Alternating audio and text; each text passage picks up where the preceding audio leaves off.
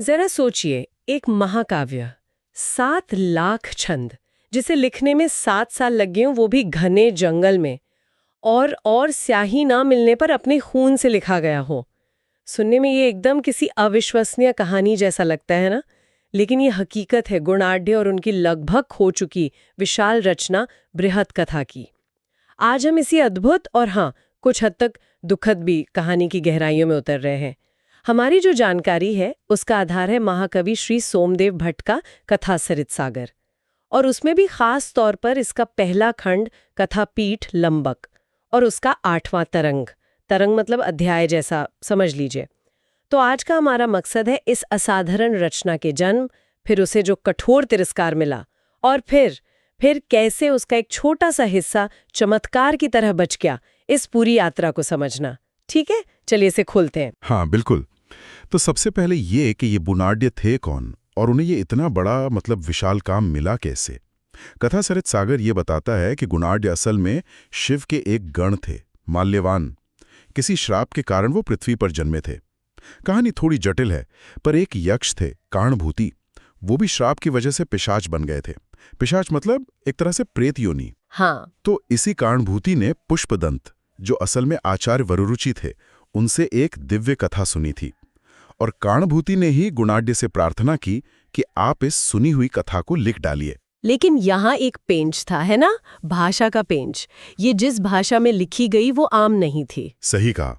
यहाँ दिलचस्प बात यही है, ये पूरी बृहत कथा पैशाची भाषा में लिखी गई।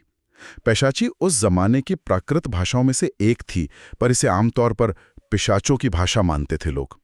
तो ये भाषा चुनना अपने आप में थोड़ा कह सकते हैं कि अलग था, और शायद यही एक बड़ी वजह बनी कि बाद में इसे इतनी कठोर प्रतिक्रिया झेलनी पड़ी। ये भाषा कहानी का एक बहुत अहम हिस्सा है। पिशाचों की भाषा, ये तो सुनने में थोड़ा अजीब सा लग रहा है।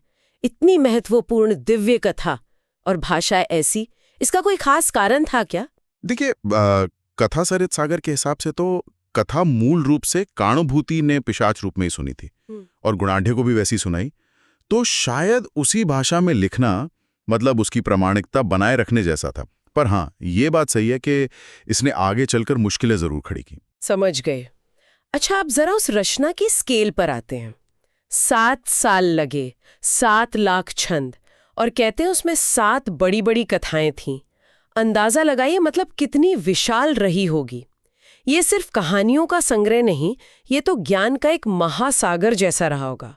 और फिर वो बात, अपने खून से लिखना, ये सिर्फ स्याही की कमी नहीं दिखाता, ये तो गुणाढ्य अपने काम के प्रति जो असाधारण समर्पण था और वो हालात कितने मुश्किल थे उसको दिखाता है।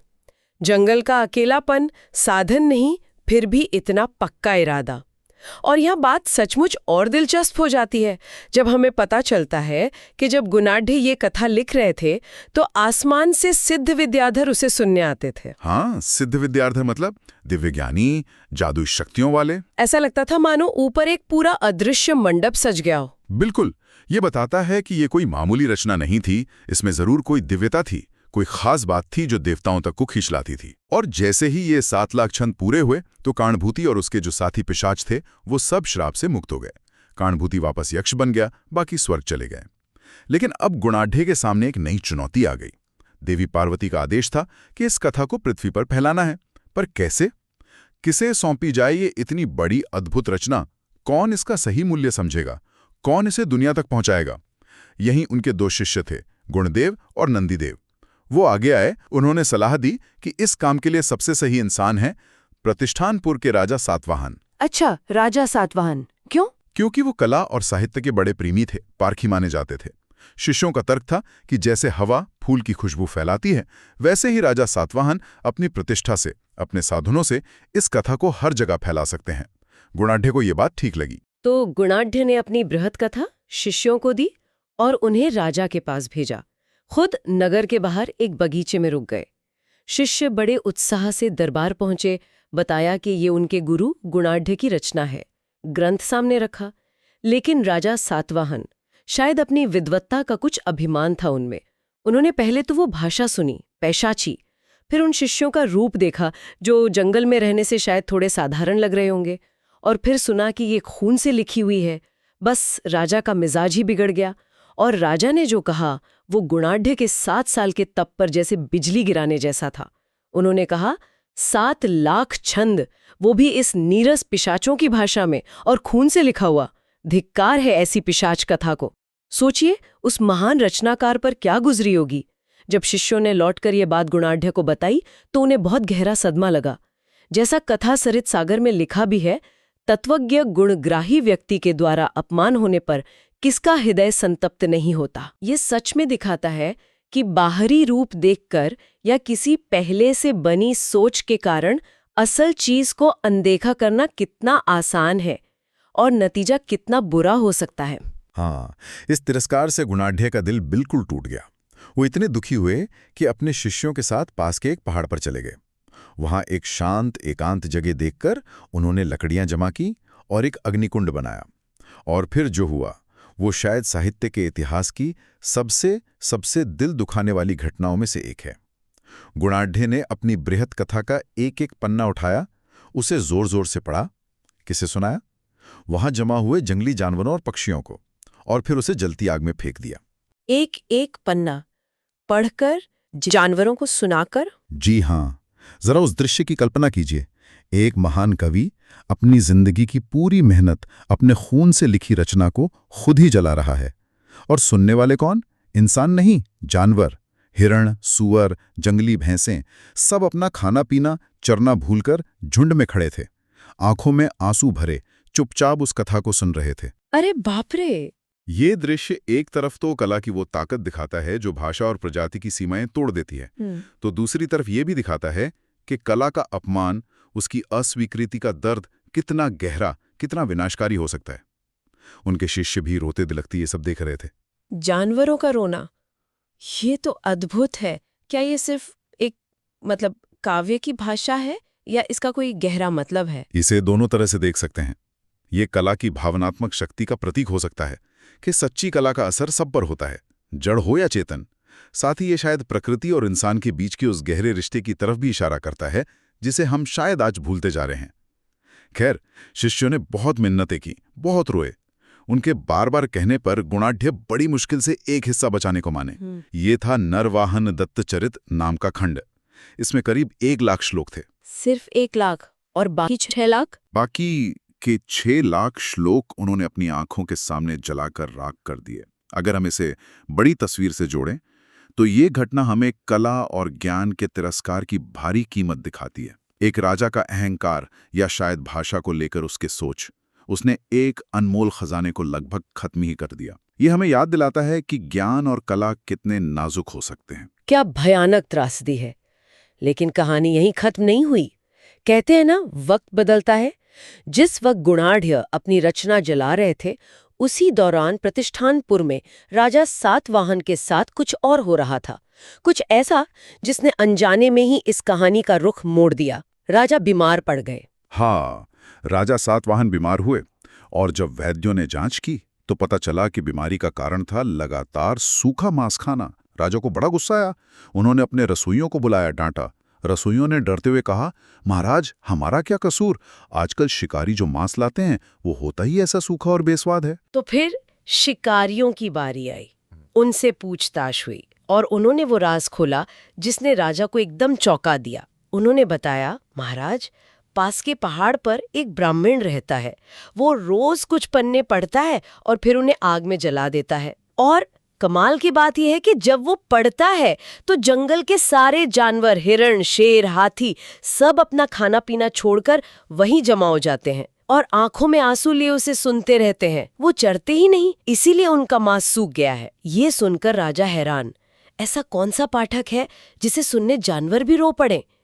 कौतूहल से भर गए वो शिकारियों को साथ लेकर खुद उस पहाड़ पर गए। वहां उन्होंने गुणाढ़ को देखा। लंबी जटाएं, वनवास के कारण शरीर थोड़ा शांत, पर चेहरे पर दुख और शायद श्राप की अग्नि का तेज। वो आंसू बहाते हुए पशु पक्षियों के झुंड के बीच बैठे थे, शायद आखिरी पन्ने पढ़ रहे थे। राजा समझ गए कि ये वही कवि हैं जिनका उन्होंने भरी सभा में अपमान किया था। वो तुरंत गुणाढ़ के पास गए, नमस्कार किया और सारा हाल पूछा। जब गुणाढ़ ने पूरी कहानी बताई, कैसे कथा रची, कैसे प्रेरणा मिली, कैसे कानुभूति मुक्त हुआ, कैसे राजा ने तिरस्कार किया और कैसे अब वो रचना जला रहे हैं। तब राजा सातवाहन को अपनी गलती का बहुत गहरा एहसास हुआ। उन्हें याद आया कि ये कोई साधारण ब्राह्मण नहीं, ये तो शिव के गण माल्यवान का अवतार हैं। पछतावा में भरकर राजा उनके पैरों पर गिर पड़े और शिवजी के मुख से निकली उस दिव्य कथा के बचे हुए हिस्से के लिए प्रार्थना की, क्षमा मांगी। गुणाढ़ी ने शांत भाव से कहा, राजन, अब देर हो चुकी है। 6 लाख श्लोक तो जलकर राख हो गए। हाँ, मेरे शिष्यों के बहुत कहने पर ये 1 लाख श्लोकों वाली एक कथा बची है, नरवाहनानंद चरित। अगर तुम चाहो तो इसे ले सकते हो। मेरे ये दोनों शिष्य गुणदेव और नंदीदेव तुम्हें इसकी व्याख्या सुनाएंगे। इतना कहकर गुणाढ़ी ने वहीं योग समाधि लगा ली।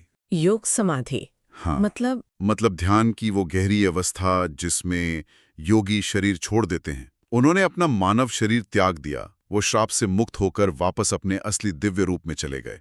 तो अंत में राजा को अपनी गलती का एहसास तो हुआ, लेकिन तब तक बहुत कुछ खो चुका था। बिल्कुल, और ये एक बहुत महत्वपूर्ण सवाल खड़ा करता है, ज्ञान और कला के संरक्षण का। सोचिए, अगर वो शिष्य उतना जोर न देते या राजा थोड़ा और देर से पहुंचते तो शायद ये बचा हुआ 1 लाख श्लोक भी न मिलता। ये घटना हमें सिखाती है कि ज्ञान कितना नाजुक हो सकता है और उसे सहेजना, उसे आगे बढ़ाना कितना जरूरी है। भले ही वो हमें टुकड़ों में ही क्यों न मिले, हर टुकड़ा कीमती है। इसके बाद क्या हुआ?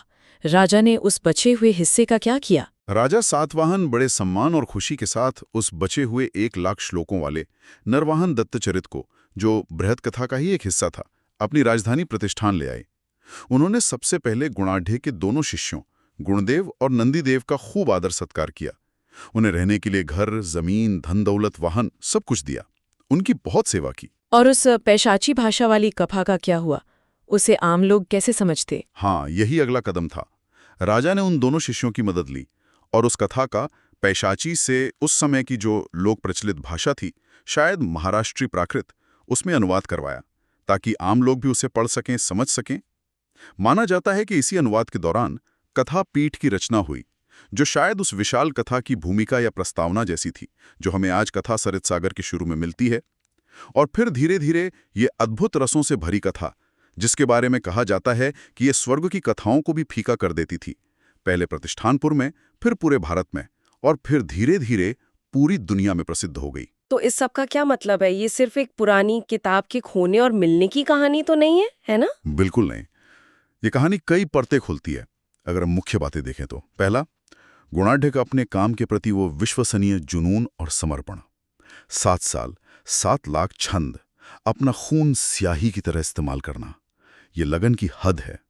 दूसरा, ये कहानी एक चेतावनी है कि ज्ञान और कला का तिरस्कार, खासकर जब वो सत्ता या अभिमान से उपजे पूर्वाग्रह पर आधारित हो, कितना विनाशकारी हो सकता है।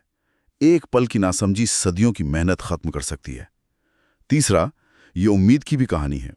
कैसे एक महासागर जैसे ग्रंथ का एक छोटा सा हिस्सा एक नदी की तरह बच गया और आज भी कथा सरित सागर जैसे ग्रंथों के रूप में जीवित है, जिसने बृहद कथा को ही अपना आधार बनाया। हाँ, ये बात तो है। और चौथा, ये हमें कहानियों को, ज्ञान को सहेजने, उनका अनुवाद करने और उन्हें पीढ़ी दर पीढ़ी पहुंचाने के महत्व को बताता है। और जाते जाते श्रोताओं की एक विचार छोड़ जाते हैं। गुणाढ़ी की बृहद कथा के 6 लाख श्लोक तो आग में जल गए, ये हमें पता है। पर जरा सोचिए, इतिहास में ऐसी और कितनी अनमोल रचनाएं, कितने विचार, कितने ग्रंथ होंगे जो समय की धूल में ऐसे ही खो गए, जिनके बारे में हम शायद कभी जान ही नहीं पाएंगे। या इस पर गौर कीजिए, जिस माध्यम या भाषा में कोई कहानी कही या लिखी जाती है, जैसे यहाँ पैशाची भाषा थी या खून की स्याही, क्या वो माध्यम खुद उस कहानी के प्रति हमारी सोच, उसके स्वागत या तिरस्कार को प्रभावित करता है? क्या हम आज भी रूप देखकर या भाषा देखकर गुणवत्ता को आंकने की गलती करते हैं? ये सोचने वाली बात है।